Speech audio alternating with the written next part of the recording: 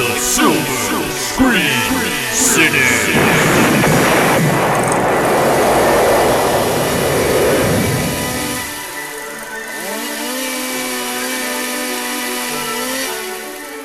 Alright, welcome back. This is Jared. And this is Michael. And this is a happy Father's Day episode. Hey, papi! Happy Father's Day, Michael. Happy Father's Day, Jared. Hey, thank you. Today we're going to celebrate the fathers in film. And this is an interesting subject because it seems like fathers don't get enough credit in film. No. When you compare it to like women, there's always like, strong mothers who are, raising their kids by themselves. But I think dads kind of get the shaft. They're kind of expected to be aloof and not caring about their kids and whatnot. Yeah, and a lot of times it's like set on default. Like, if we don't talk about the dad, assume he's a good dad. And he's just, it's like, where's our respect, Yeah, give us our time. Yeah. I wish we would have done a Mother's Day episode. Maybe we'll do that retroactively or something. Yeah. I didn't even think about it, but Post-date it. yeah, because there's definitely some awesome moms in film. Today we're celebrating the dads, though. Yay.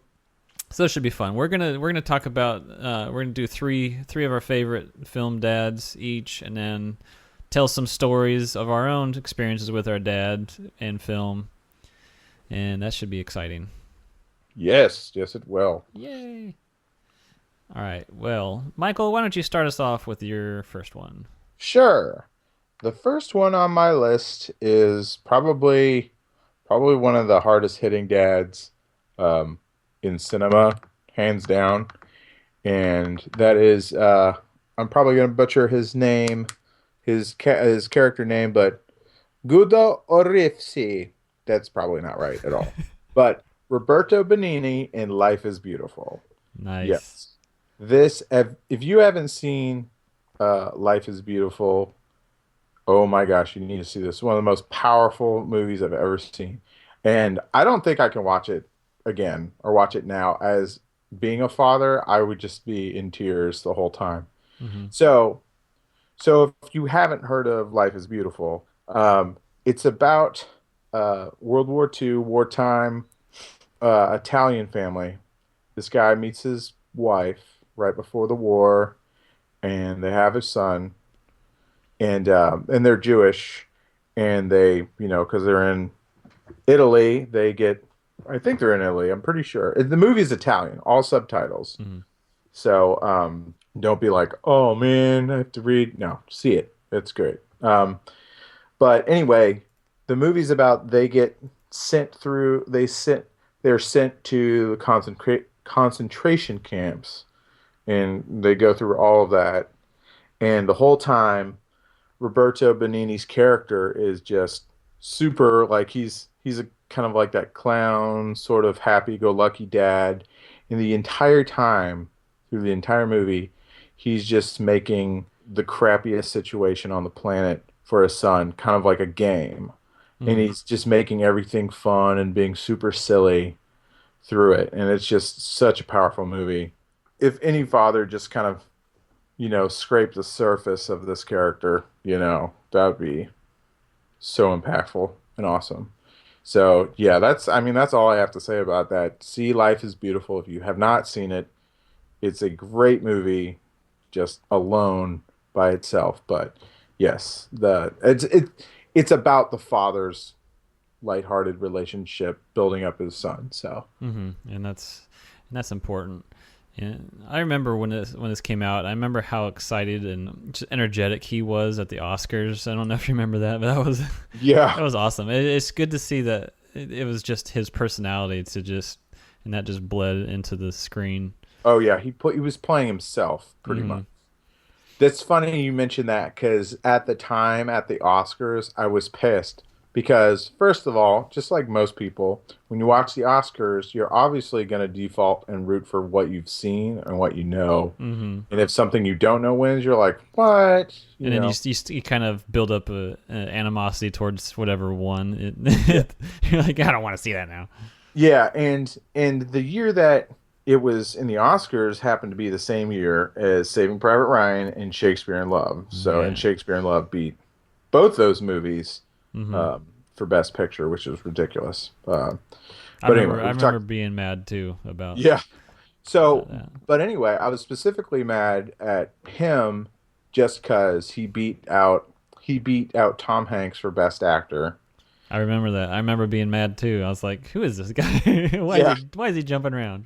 And then he got best director, and he beat out Steven Spielberg, for Saving Private Ryan, Yeah. which I was very mad about that. I was like, him again? Come on! Like, I was pretty mad, but I hadn't seen the movie, and then I finally saw it one day, and I was like, wow, that was a great movie. Yeah. So It's up in the air whether he should have got best director over Steven Spielberg for Saving Private Ryan, but that's another argument. yeah, But yeah, anyway, great movie. yeah, definitely. Okay, the first one I put on my list is Tom Hanks in Road to Perdition. Ooh. Yeah, gotta have Tom Hanks. Oh. I wasn't expecting this to be such a father-centric film, but it really was. It made me miss my dad. 'Cause I don't see my dad too often because I'm pretty far away, and to see Tom Hanks, and he just plays such a good fatherly figure, but he's like a gangster and he's trying to get out of it, and he's trying to escape his past life with his son and everything, and it was just cool to see him try and teach his son all these things, like learning how to drive, even though the kid's way too young, and it was very serious subject matter, but kind of like Life is Beautiful. It was, it had lighter moments it was just really nice to see in a Yeah. serious movie. And of course Tom Hanks, you can't dislike Tom Hanks. Tom Hanks is the quintessential movie dad. Like, if I had to be like, I have my dad, and then a movie dad, Tom Hanks has got to be first pick. That's right. Oh, Yeah, and that's what made it even better. It was just Tom Hanks, and he's just such a warm guy. So yeah. That also reminds me, a quick just shout out, honorable mention was in Forrest Gump.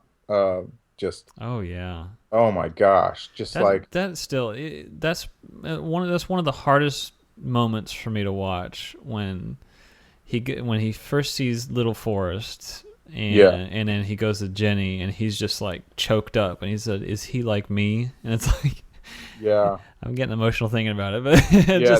that's so heartbreaking. The last 45, 30 minutes of Forrest Gump is just like your stomach is gonna be like tied up with your lungs. You're like, I can't do it. I Ooh. know. And, Yeah, yeah, goodness, yeah. Tom Hanks, he killed it.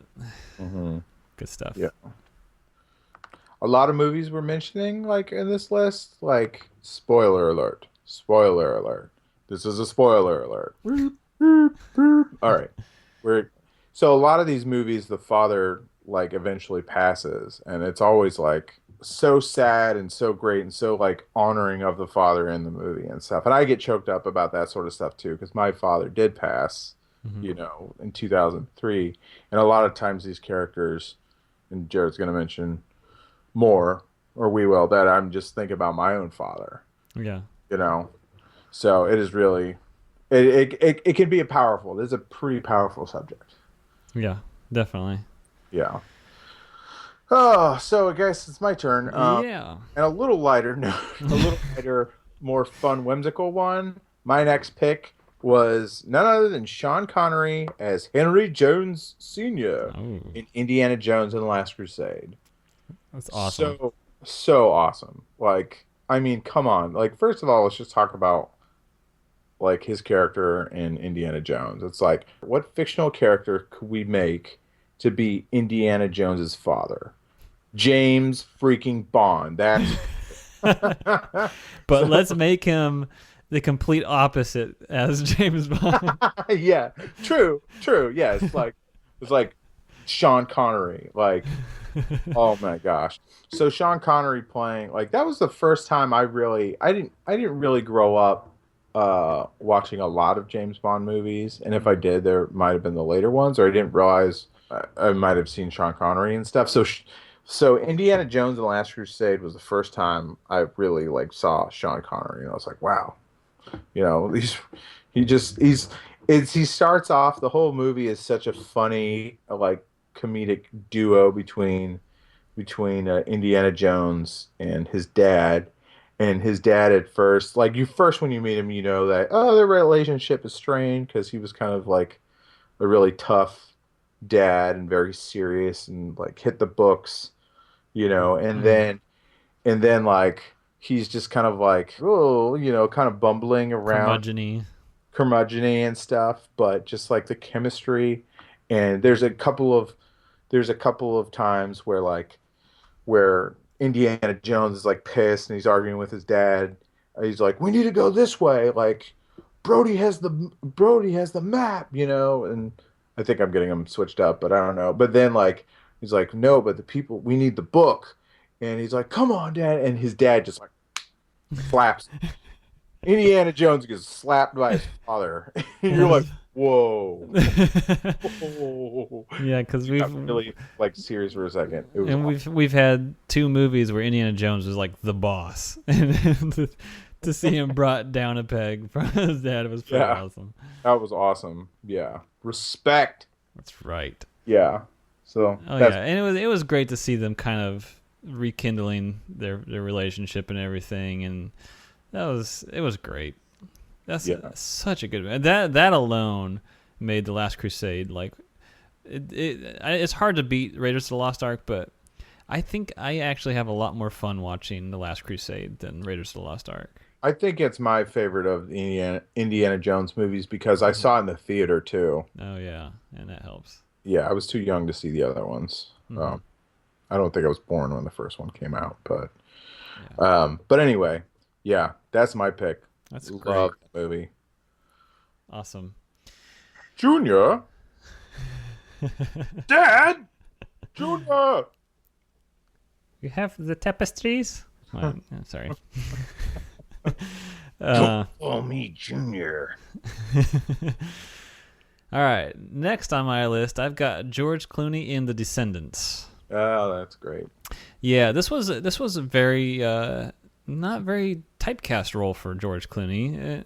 He usually plays like the suave womanizer or single guy late in his years who's just a player kind of thing. I don't know.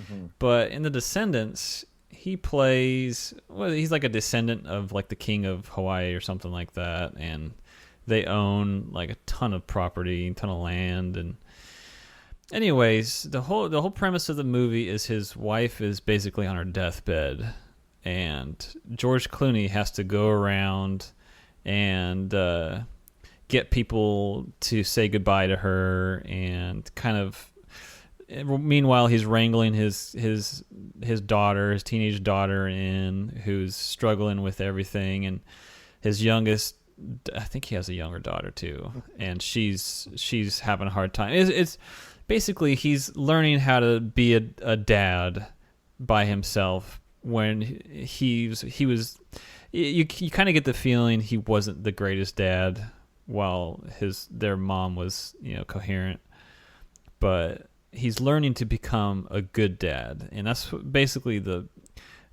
overall theme of the movie is, and I really like to see him really trying and really caring about what his kids thought about their mom. And it was I thought it was a touching story, but it also it was just entertaining. I liked it. It had some really good funny moments with him and Shailene Woodley kind of bonding, and there's a whole subplot with him finding out that his wife was kind of seeing this other guy, and him and his daughter teaming up to try and take down that guy. I thought that was pretty awesome.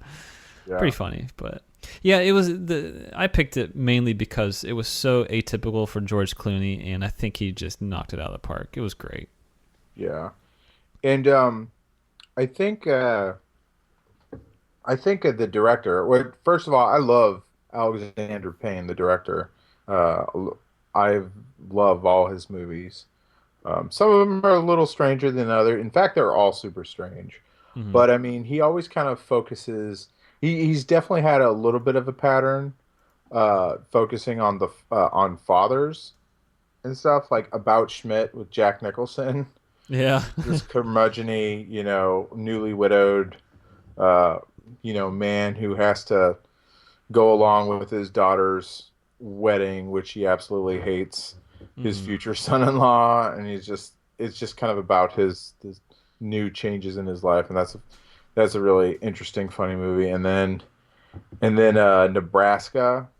Like, these are both movies that are like, they're not they're good dad movies, but they're not the best dads. Yeah. In Nebraska, about, you know, this son dealing with his father, who's, I think, uh, going through early stages of dementia or Alzheimer's. Hmm. But that's another really good movie. But I never watched that. I wanted to see that though. yeah, it's really good. So yeah, I guess that's important to him is telling the story of fathers, and Hmm. that's good because that's what we're doing as well. Yeah, cool. Yeah, that's mine. Cool. Well, my next movie up is uh, probably my favorite pick so far, for this list. It was a movie that I completely forgot about. I even own it on DVD, and I'm like, oh wow. But the movie is called Frequency. It came out in 2000, and it's Dennis Quaid is the father. Nice. Yeah, really, really cool movie. So with this movie, it's a really cool father son movie because it's like a mystery fantasy movie where there's this Jim Caviezel plays the son. He's grown up and he finds his dad's ham radio, and his father was Dennis Quaid was a firefighter, and he died in a fire when he was young.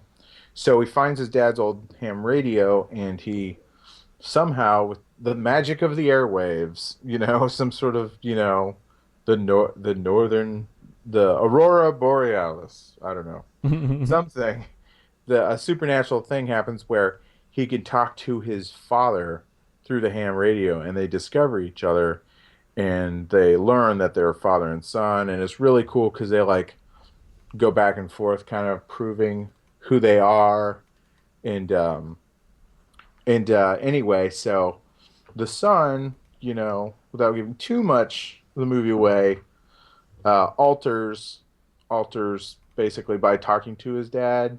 He alters the past, Hmm. and then all of a sudden it turns into a murder mystery, with their mom, who's like got killed. So he has to then figure out like what they did wrong, and like the son has to figure out what they did wrong, and the father has to be proactive.